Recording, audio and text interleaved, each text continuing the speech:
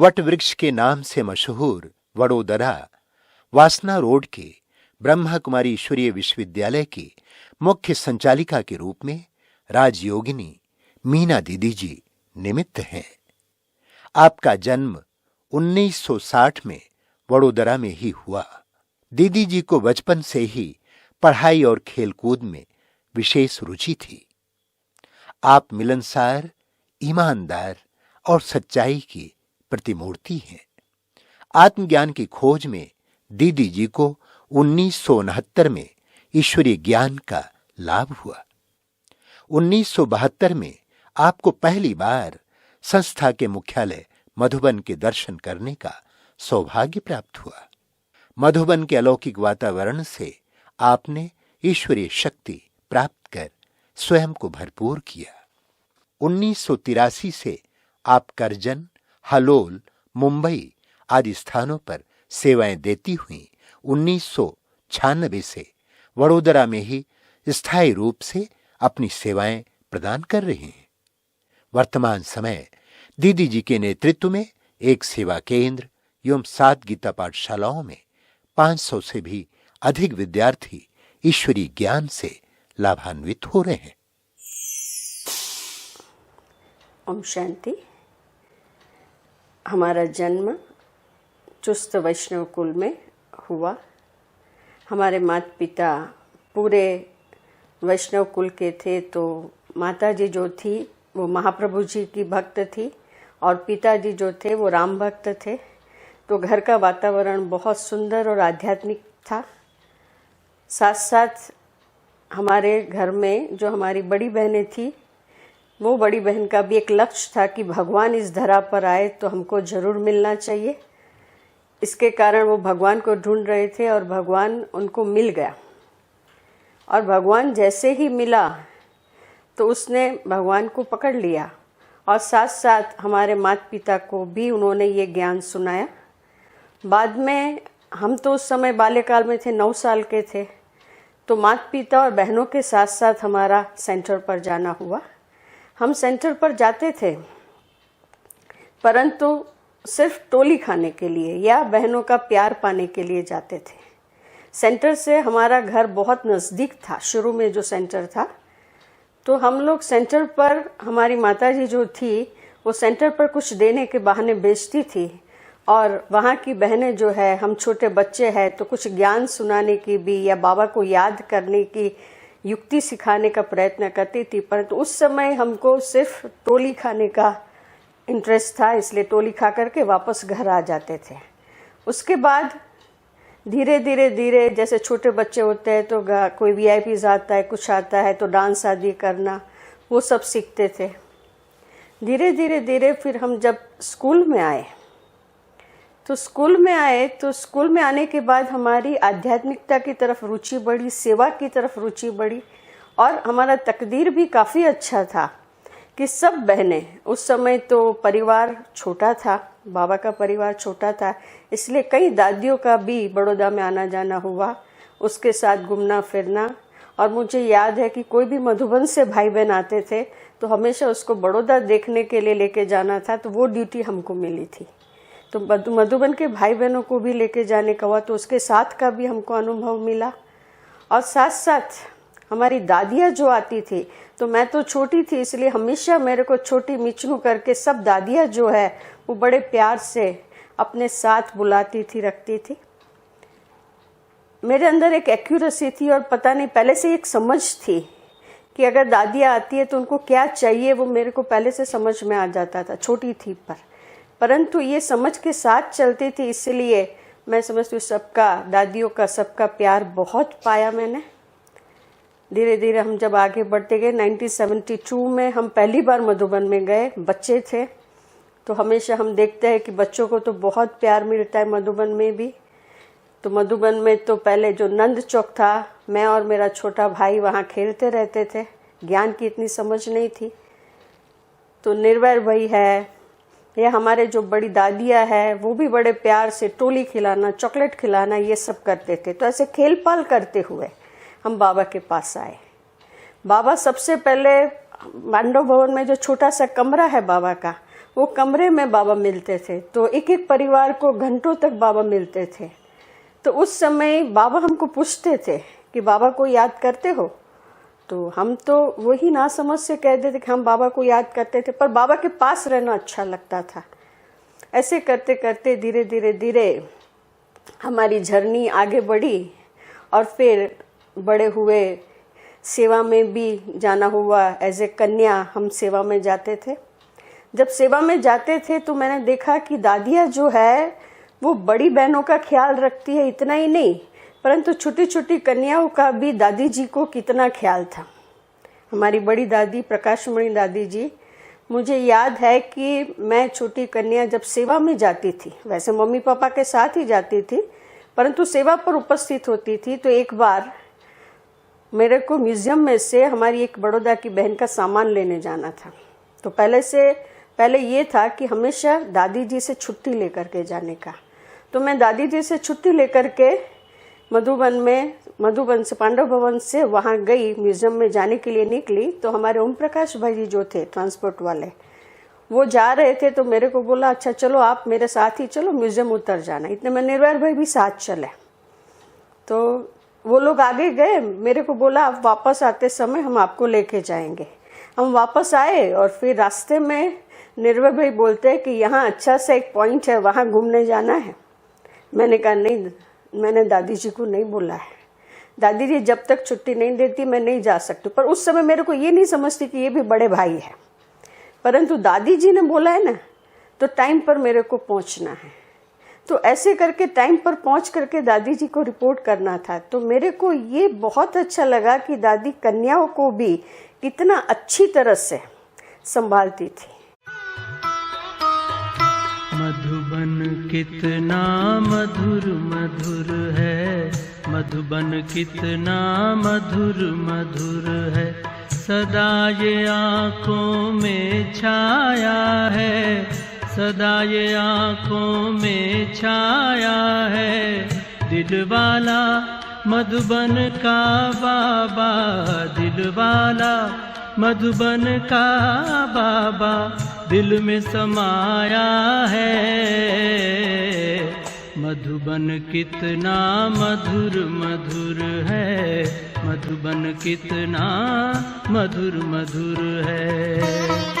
परम पिता शिव रोज यहाँ आकर ब्रह्मा के तन में, परम पिता शिव रोज यहाँ आकर ब्रह्मा के तन में, मुरली की मीठी मीठी तान सुनाते, मुरली की मीठी तान सुनाते, नैनों से छलका सागर का प्यार, नैनों से छलका सागर का प्यार, भूलता है नित्य नया रंग, भूलता है नित्य नया रंग। बच्चों के जीवन में दिल वाला मधुबन का बाबा, दिल वाला मधुबन का बाबा दिल में समाया है। मधुबन कितना मधुर मधुर है, मधुबन कितना मधुर मधुर है। इसी बीच एक बार मैं सेवा में गई, तो मैं मधुबन जो समझाना होता है, चारों धाम जो समझाना होता है, मैं समझा रही थी। तो इतने में एक हमारे गुजरात के ही कोई जैन जो है वो आए और मेरे से बातचीत करने लगे। इतने में दादी ने मेरे को बुलाया, मैं वहाँ गई। अवतार भी आए और बोला कि दादी जी आपको बुला रही है। मैं वहाँ गई, फिर वो अवतार भाई ने आधी पार्टी समझाई, फिर वापस आई तो देखा तो जगदीश भाई सामने निर्वैर भाई की जो ऑफिस है पांडव भवन में, वहाँ थल्ले पर बैठे थे। तो जगदीश भाई हंसने लगे। तो उस समय मेरे को एक क्वेश्चन हमेशा था कि बाबा जो कहते हैं कि योग द्वारा विकर्म विनाश होते हैं, तो वो कैसे होते हैं? बाबा तो कहते हर एक को अपना कर्म बंधन चुकता तो करना ही है, तो योग द्वारा विकर्म विनाश कैसे होते हैं? तो मैंने कहा आज तो भाई जी बैठे हैं ना, तो मैं भाई जी को पूछ ही लूँगी। तो फिर जैसे ही पार्टी समझाना पूरा हुआ, मैंने भाई जी को बोला, भाई साहब मेरे को आपको एक प्रश्न पूछना है। तो कहने का है कि भाई साहब इतने बड़े और मैं इतनी छोटी कन्या, और भाई साहब को बोला तो भाई साहब कहते हैं जरूर चलो। तो फिर बाजू में विजिटर्स रूम जो है वहाँ ले गए भाई साहब, और मैंने पूछना शुरू किया। तो भाई साहब हंस रहे थे कि इतनी छोटी कन्या क्या प्रश्न पूछेगी।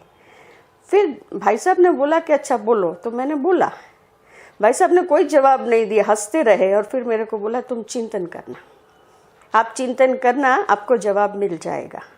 तो सचमुच उनके जो वाइब्रेशंस जो थे, या हंसे थे तो ऐसे नहीं हंसे थे, पर उसको पता था कि ये चिंतन करके अपना जवाब ढूंढ लेंगी।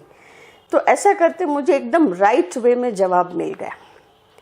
ऐसे करते करते मेरा ग्रेजुएशन भी पूरा हुआ। ग्रेजुएशन के बाद मैं लॉ कर रही थी। लॉ का 1 साल मेरा हुआ।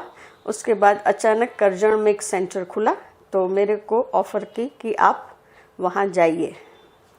वैसे उस समय हमारी बड़ी बहन जो थी वो फिलीपींस गई थी, उसकी हमेशा ये चाह थी कि मैं अच्छी सी पढ़ाई करके नौकरी आदि करके फिर सेंटर पर आऊँ, पर बाबा का करना कुछ और था। इसलिए उस समय वो फिलीपींस में थी और यहाँ मेरे को कहा गया कि आप सिर्फ 15 दिन के लिए आप सेंटर पर जाओ। तो मैं 15 दिन के लिए वहाँ सेंटर पर गई, पर वहाँ सेंटर संभालना था, मुझे किसी के साथ नहीं रहना था। एज ए रिस्पॉन्सिबिलिटी मुझे सेंटर संभालना था, इसलिए मेरी पढ़ाई सेकंड ईयर लॉ जो है वो नहीं हुआ। और उसके बाद आज 15 दिन हुआ, अभी तक मैं बाबा के घर में ही हूँ। बहुत अच्छी सी सेवा चल रही है, और मैं हमेशा कहती हूँ कि परमात्मा का साथ जो है उसका अनुभव मैंने मेरे जीवन में बहुत किया। क्योंकि मैं जब सेंटर पर रहने गई तभी मेरी उम्र 22 साल थी। घर में कभी भी हमने कुछ भी इधर उधर का देखा नहीं है, क्योंकि घर में सबसे छोटी थी।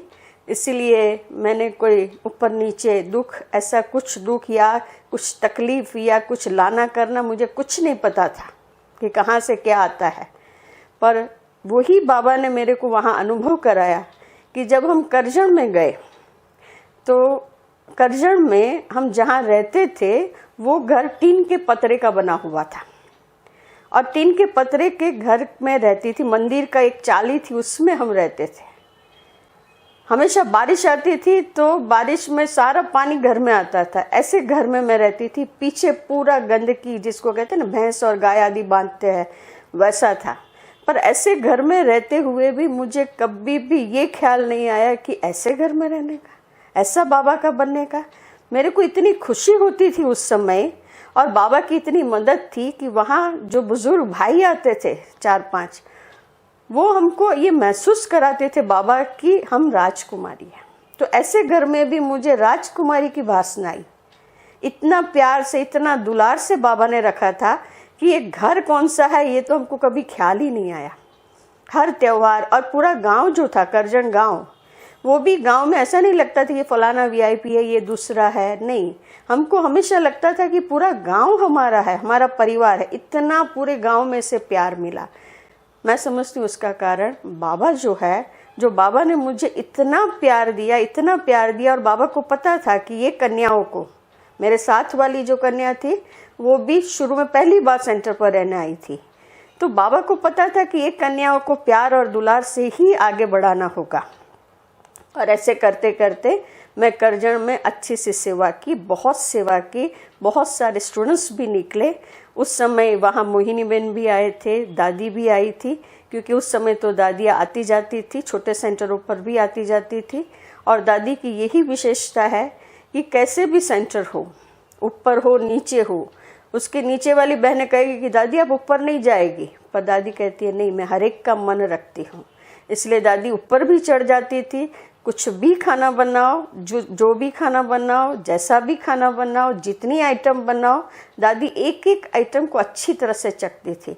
तो खुशी होती थी कि दादी हर एक आत्मा का ख्याल रखती है। तो ऐसी हमारी दादी थी।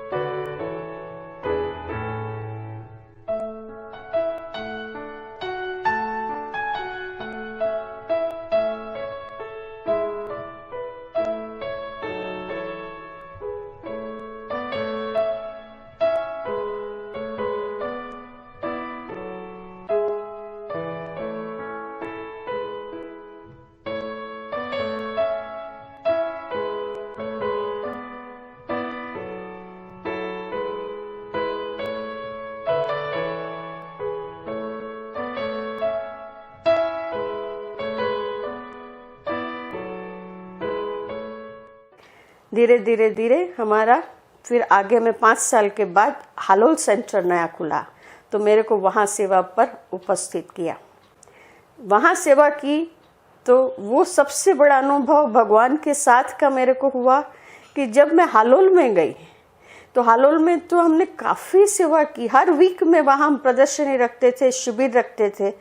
ये शिविर प्रदर्शन आदि करे, पर वंडर ये था, कहते ना शुरू में बाबा ने हाथ पकड़ करके चलाया, उसके बाद बाबा देखता है ना कि चलो अभी हाथ छोड़ो, अपने आप चलना शुरू करो, हम चल पाते हैं कि नहीं पाते हैं।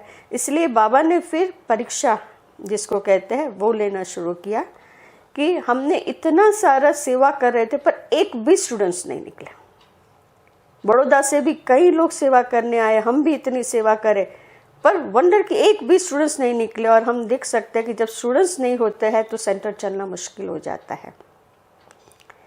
परंतु वंडरफुल बात ये थी कि भगवान ने परीक्षा ली, पर हम भगवान की परीक्षा में पास हो गए, क्योंकि उस समय एक भी संकल्प ऐसा नहीं चला है। क्योंकि जैसे कहा ना कि बाबा के समय पर भी बेगरी पाठ चला था, और बेगरी पाठ के समय पर जो बाबा से बराबर चिपके हुए थे, अर्थात ज्ञान से बिल्कुल समझ के साथ चलते थे, वो बाबा को चिपक के रह गए, बाकी सब चले गए। तो ये भी इतना ही बेगरी पाठ कि हमारे पास खाने को भी नहीं होता था, परंतु हमेशा ये होता था कि नहीं बाबा मेरे साथ है ना, बाबा अगर ये दिन दिखला रहा है तो उसमें भी बाबा मुझे कुछ सिखाना चाहते हैं। तो हम जब घर में आते थे तो कुछ लेके जाते थे। वो मेरे साथ वाली कन्या थी, वो अपने घर जाती थी, कुछ लेके आती थी, और किराए के मकान में रहते थे। इसके बाद एक दिन जो परमात्मा के साथ का अनुभव की जो मैं बात करती हूँ कि एक दिन मेरे साथ वाली बहन दूसरी गीता पाठशाला में क्लास कराने गई। रात को मैं बाबा के सामने बैठी, रोती भी गई, और बाबा को बोला, बाबा ये पैंट शर्ट वाले अपने जिसके साथ शादी करते, वो पैंट शर्ट वाला तो अपने परिवार का पूरा करते हैं, तो आप तो भगवान हैं, ऐसा कैसे हो सकता है? क्या मिस्टेक है? आप भगवान तो सब कुछ कर सकते हैं, और मैं तो आपकी हूँ, है ना, मैंने आपके साथ शादी की है, मैं आपकी बनी हूँ। तो ताज्जुब लगता है कि जब मैंने बाबा से ऐसी बातें की, और तीसरे ही दिन बड़ी दादी का फ़ोन आया कि बॉम्बे में दादर सेंटर नया खुल रहा है, तो आपको दादर सेंटर सेवा के लिए दादर सेंटर पर जाना है। उसके बाद 3 दिन के बाद ही मेरा दादर सेंटर में जाना हुआ। और आप सबको पता है कि दादर सेंटर रमेश भाई उषावन ने खोला था, और बड़े लोगों के बीच रहने का मुझे मौका मिला। खाली बाबा ने धन से मेरे को वो नहीं किया, भरपूर नहीं किया, परंतु साथ साथ बड़ों की पालना के लिए भी मुझे वहाँ भेज दिया। और रमेश भाई उषाबेन के साथ रहते रहते हमेशा रमेश भाई उषाबेन का मैंने देखा कि हमेशा सेवा में उमंग उत्साह, एक दिन भी सेवा के बिना नहीं। तो हर रोज सुबह उषाबेन का फ़ोन आ जाता था, आज मेयर को मिलने जाना है, आज सीएम को मिल के आना। तो ऐसा करते करते बॉम्बे जैसे में भी हमने बहुत सेवाएं की। युवा पद यात्रा जैसी, शोभा यात्रा जैसी भी सेवाएं वहाँ हमने की। और वहाँ सेवा करते करते मैंने बहुत सारे अनुभव ये किए कि हमारे वहाँ बॉम्बे में जो शिल दादी थी और अतमोहिनी दादी थी, उनका भी मुझे बहुत प्यार मिला। शिल दादी का रोज फ़ोन आता था, और मेरे को हमेशा कहते थे, मेरे को मीना नहीं बुलाते थे, मीनू बुलाते थे, कि मीनू देखो संघर्ष तो होता है, ये सब होता है, बाबा हमेशा साथ है। तो दादी का इतना प्यार। एक बार रमेश भाई की बहन जो है अनिला बहन है, तीनों को एक्सीडेंट हुआ था, रमेश भी, उषा बहन और अनिला बहन को। और एक बार हम फिर अनिला बहन को ज़्यादा लगा था, एक बार हम वहाँ हॉस्पिटल में मैं शिल दादी के साथ थी, तो आराम करना था। तो मैंने कहा दादी मैं बैठती हूँ, दादी आप आराम करो। तो दादी कहते नहीं नहीं तू भी जागिए ना, तू भी मेरे साथ सो जा। फिर मैं दादी के साथ ही सोई थी। तो दादी कहते मीनू तेरे अंदर से वाइब्रेशन कितने अच्छे आते, पॉजिटिव आते हैं। तो मेरे को हमेशा एक बात अच्छी लगती थी, या मैं सोचती थी हमेशा कि यज्ञ के जो भी बड़े हैं, चाहे रमेश भाई उषा बहन है या दादिया है, सब जो है वो यज्ञ के लिए कितना समर्पित है, और मैं यज्ञ में तो कितनी छोटी हूँ। तो मेरे द्वारा यज्ञ में कोई भी विघ्न नहीं आना चाहिए, या हमारे बड़े जो है इतना समर्पित हुए, इतना सरेंडर हुए है, इतना कुछ उन्होंने सहा है, सब कुछ किया है, तो मुझे उन लोगों का हमेशा रिस्पेक्ट रखना है। यज्ञ के साथ मेरे को हमेशा ईमानदार होकर के रहना है। मेरे को यज्ञ के जो भी बड़े हैं उसके साथ हमेशा प्यार से और स्नेह से रहना है। ये हमेशा मेरा पॉजिटिविटी बहुत थी, इसलिए दादी कहती है तेरे अंदर से वाइब्रेशन बहुत अच्छे आते थे। मुझे हमेशा, जैसे उषा बहन है, उषा बहन हमेशा मेरे को, कभी भी हम टोली देते थे तो मेरे अंदर से यही निकलता कि ये मेरी माँ है। तो ये पॉजिटिविटी हमेशा आती थी और अंत तक मेरे को हमेशा, आज तक भी मेरे को हमेशा ये रहता है कि ये यज्ञ है, बाबा का यज्ञ है, बाबा का परिवार है, उसके साथ हमेशा ईमानदारी से चलो, एक्यूरेट चलो, परफेक्ट चलो। कहाँ भी बाबा का नाम मेरे कारण बदनाम नहीं होना चाहिए। उसके लिए मुझे कुछ सहन करना पड़े तो मैं जरूर करूँगी, परंतु बाबा का यज्ञ जो है उसकी 1% भी बदनामी नहीं होनी चाहिए। बाबा के यज्ञ की एक वस्तु भी विफल नहीं होनी चाहिए, खराब नहीं होनी चाहिए। ये लक्ष्य लेकर के मैं हमेशा आगे बढ़ती जाती हूँ। और मेरे जीवन की विशेष धारणाएं, जैसे मैंने अभी बताया कि मेरे को यज्ञ सहयोगी बनना है और हमेशा हमारी साथ की बहनों को प्यार से चलाती हूँ, प्यार से रहती हूँ। हमारे सब जोन की सब बहनें हैं, वो सब भी जानती है कि ये प्यार से चलाती है, परंतु साथ साथ थोड़ा मैं स्ट्रिक हूँ। और स्ट्रिक होने का कारण एक ही है कि हर एक वस्तु जो है उसकी वैल्यू हमको होनी चाहिए। समय की भी वैल्यू और बाबा के घर की वस्तु की भी वैल्यू, हमारे जीवन की भी वैल्यू होनी चाहिए। ये मेरी विशेष धारणा है। कभी भी बुद्धि इधर उधर नहीं जानी चाहिए, वस्तु में भी तुम्हारी बुद्धि नहीं जानी चाहिए। अगर वस्तु में बुद्धि गई तो बाबा से हम दूर हो जाएंगे। और मेरा अनुभव है कि हम बाबा के अंदर निश्चय रखते हैं तो वस्तु तो कोई बात ही नहीं है, कोई इंपॉर्टेंस ही उसकी नहीं है, ऑटोमेटिकली सब वस्तु मिल जाती है। ये मेरी विशेष धारणा है कि कभी भी मांगना नहीं है। मेरा एक विशेष अनुभव ये भी है कि जब अपना ये बाबा का सेंटर बन रहा था, तो सेंटर जब बनना था तभी तो हमारे पास कुछ था ही नहीं, परंतु बहन जी ने बोला नहीं तुम करो, बाबा तुमको मदद करेगा ना। मैंने कहा बाबा तो मदद करेगा पर थोड़ा कुछ चाहिए ना। तो फिर भी बाबा की मदद मिली और हुआ। तो एक बार एक भाई ने मेरे को बोला कि आप सबको बोलो तो सही, पैसा तो मांगो, सेंटर बनेगा कैसे। तो मैंने कहा सेंटर बनेगा कैसे ये चिंता मुझे थोड़ी करनी है, ये चिंता तो बाबा को करनी है। मैं किसी से एक भी नहीं मांगूंगी, क्योंकि बाबा ने बोला है मांगने से मरना भला। और ये मांगने के लिए तो मैंने जीवन दिया नहीं है, ये जीवन तो बाबा का है और बाबा का घर है, तो मैं किसी से एक पाई भी नहीं मांगूंगी। और आज वही एग्जाम्पल है, ये पूरा बाबा का घर बना, जो भी खर्चा हुआ और विथ फर्निश हमारा ये बाबा का घर तैयार हुआ।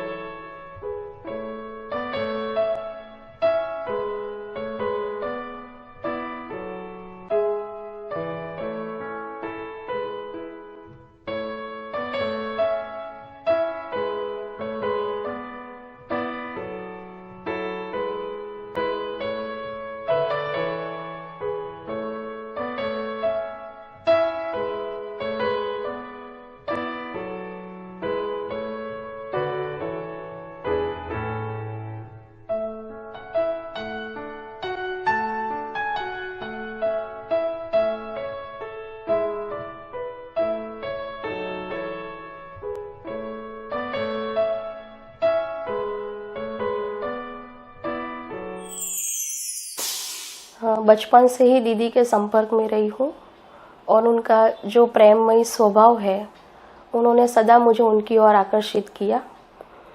उनके साथ रहते रहते मैंने अपने जीवन में बहुत कुछ सीखा है, क्योंकि दीदी हमारी विशेषताओं की खान है, जो केवल स्थूल काम में ही नहीं लेकिन ज्ञान में भी हमें बहुत आगे बढ़ाती है। जिन्होंने हर कार्य को संपूर्णता से करना, सफाई से करना मुझे सिखाया, और साथ साथ उन्होंने ये भी सिखाया कि कोई भी कार्य जो करते हैं वो बहुत जिम्मेवारी से निभाना है। जब भी कोई मुश्किलें आती है तो हमारी दीदी हमारे साथ खड़ी रहती है और बढ़िया से बढ़िया सॉल्यूशन निकालती है। सेंटर पर कोई भी कैसी भी आत्मा आती है तो दीदी उसे बड़े प्यार से उसका दिल जीत लेती है। दीदी हर कार्य चाहे छोटा हो या बड़ा बड़े मन से उमंग उत्साह और परफेक्शन के साथ करने की कोशिश करती है और करवाती है। दीदी की यही अथकपन की विशेषता हमें भी हर कार्य उमंग उत्साह, सफाई और मन से करने की प्रेरणा देती है।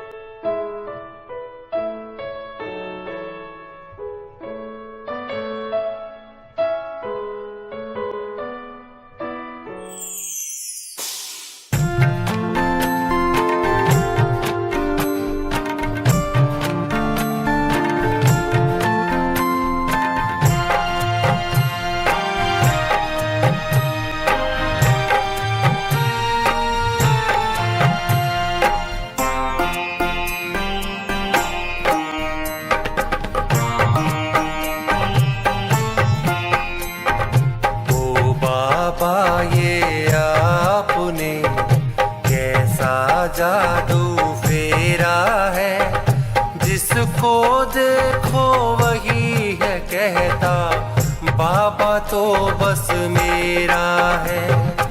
ओ बाबा ये आपने कैसा जादू फेरा है, जिसको देखो वही है कहता, बाबा तो बस मेरा है।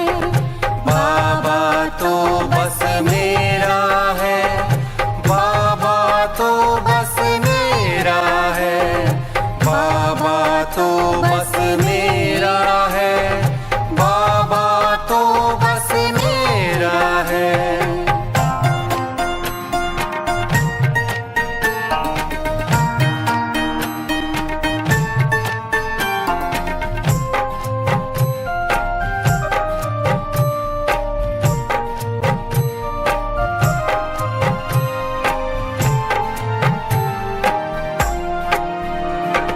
जिसके मिलन को लोगों ने है जाने क्या क्या कर डाला, वो दिल की है सुनता सबके, बैठे सामने दिल वाला।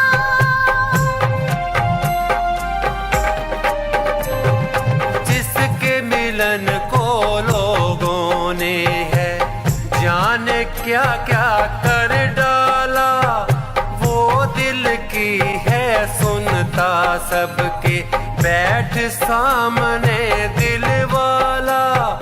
प्रभु मिलन के मस्ती में चमक रहा हर चेहरा है, जिसको देखो वही है कहता, बाबा तो बस मेरा है। बाबा तो बस मेरा है, बाबा तो बस मेरा